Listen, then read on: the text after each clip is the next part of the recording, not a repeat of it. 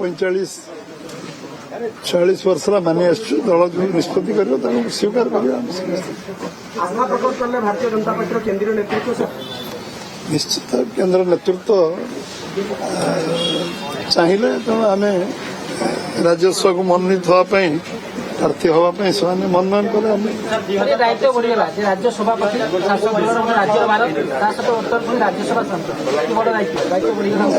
दायित्व निर्वाह करा पड़ो जहाँ दल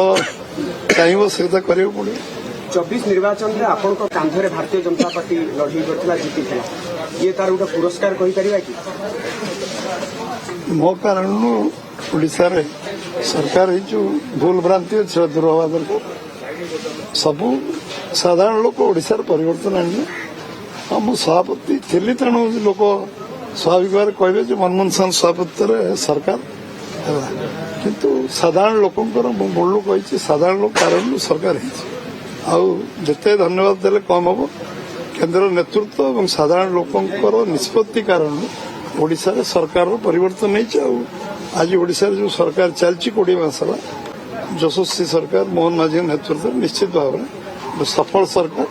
एवं लोकंर जो आशा अपेक्षा अच्छी पूरा करने सरकार पूरा काम कर संगठन दायित्व आगे पंचायत निर्वाचन पौर निर्वाचन राज्यसभा दायित्व आम पाखे देवदुर्लभ कार्यकर्ता अच्छा साधारण लोकंर आम प्रति विश्वास विश्वसनीयता अच्छी समर्थन अच्छी से कारण किसी असंभव काम संभव हो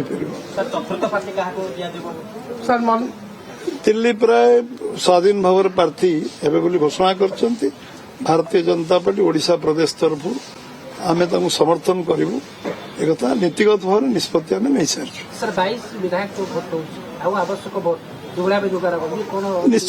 निश्चित भाव आम जो प्रार्थी दिल्ली प्राय को समर्थन दबू निश्चित भाव से यशस्वी हे विजय हे राज्यसभा पहुंचे स्वाधीन प्रार्थी भाव सी समस्त अप्रोच करेंगे आम 22 वोट दबू आमर जहाँ समर्थन अच्छी दबू जहाँ आम द्वारा हो पार आम तक कर सुजित कुमार बड़ भाई सान भाई मिसिकी राज्यसभा सुजित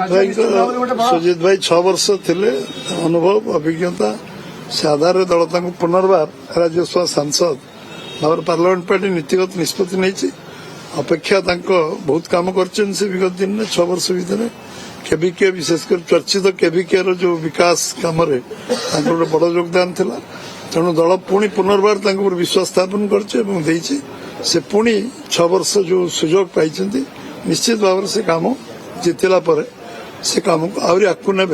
विश्वास अच्छे अटल बिहारी वाजपेयी थिला राज्यसभा को जाइए बर्तमान प्रधानमंत्री नरेंद्र मोदी अच्छा दिल्ली दरबार को जाऊँ कौन दायित्व रहीशावासी ओडिशा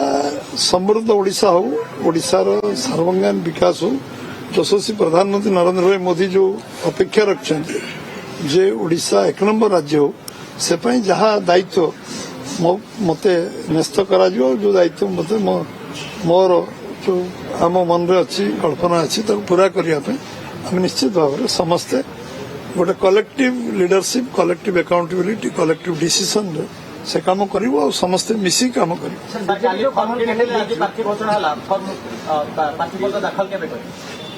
छुट्टी तो बर्तमान 5 तारीख गोटे दिन अच्छी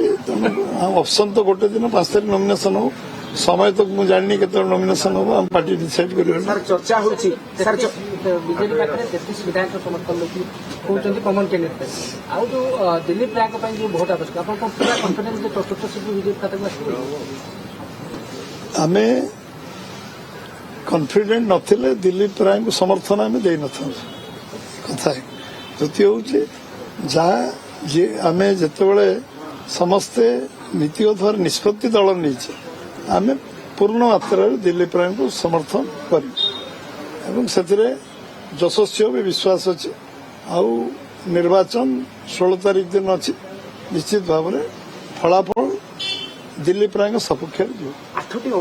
विधायक संख्या गणित रही 8टी सीट कुआड़ आस 16 तारीख दिन भोट सरला पर गणति पर आम कथा दिल्ली प्राय से लड़ुचन सी समस्त अपील करेंगे ଆମ ଦ୍ୱାରା ଯାହା ସାହାଯ୍ୟ ଆମ ଭାରତୀୟ ଜନତା ପାର୍ଟି ସମର୍ଥନ ଯେହେତୁ ଦଉଛି ଯାହା ଆମ ଦ୍ୱାରା ହେଇପାରିବ ଆମେ ତାଙ୍କ ପାଇଁ କରିବୁ। ସାର୍ ଆଉ ଗୋଟେ ବଡ ଚର୍ଚ୍ଚା ହେଉଛି ରାଜ୍ୟ ଜଗିବେ ମୋହନ ଦିଲ୍ଲୀ ଜଗିବେ ମନମୋହନ।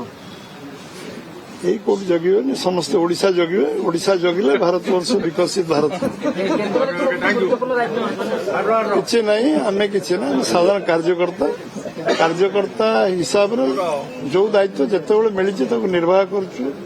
50-52 ବର୍ଷ ଭିତରେ ଆଉ ଯାହା ଦାୟିତ୍ୱ ମିଳିବ ତାକୁ ନିର୍ବାହ କରିବ। ଶୁଣାଯାଉଛି ଯେ କେନ୍ଦ୍ର ମନ୍ତ୍ରିମଣ୍ଡଳ ଭଙ୍ଗାଯିବ ନୂଆ ମନ୍ତ୍ରିମଣ୍ଡଳ ଆପଣଙ୍କ ଭିତରେ କଳ୍ପନା ଜଳ୍ପନା ସରକାର ଓଡ଼ିଶାର ହବନି ବୋଲି ଆପଣମାନେ ମତେ ବର୍ଷ ବର୍ଷ ପଚାରୁଥିଲେ। ସରକାର ଓଡ଼ିଶାର ହେଲା କଳ୍ପନା ଜଳ୍ପନାର କିଛି ମୂଲ୍ୟ ଅଛି। ଆପଣମାନେ କହୁଥିଲେ କେମିତି ସରକାର ହବ ଗଣିତ କରି କୁହନ୍ତୁ ଗଣିତ କରିକି ସରକାର ଆସିବାକୁ ହୁଏ। ସରକାର କେମିତି ହେଲା ଆପଣ ଦେଖିଲେ ସରକାର ଚାଲିଛି କେମିତି ଦେଖୁଛନ୍ତି। ତେଣୁ କଳ୍ପନା ଜଳ୍ପନାରେ କିଛି ନାହିଁ ଯୋଉଟା ହଉଛି ବର୍ତ୍ତମାନ ତାକୁ ଆମେ ଚାଲିବା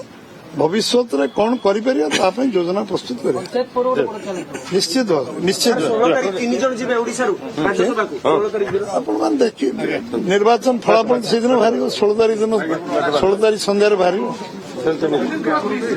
ହଉ ସୁଜିତ ଭାଇ ଦେଇଦିଅନ୍ତୁ।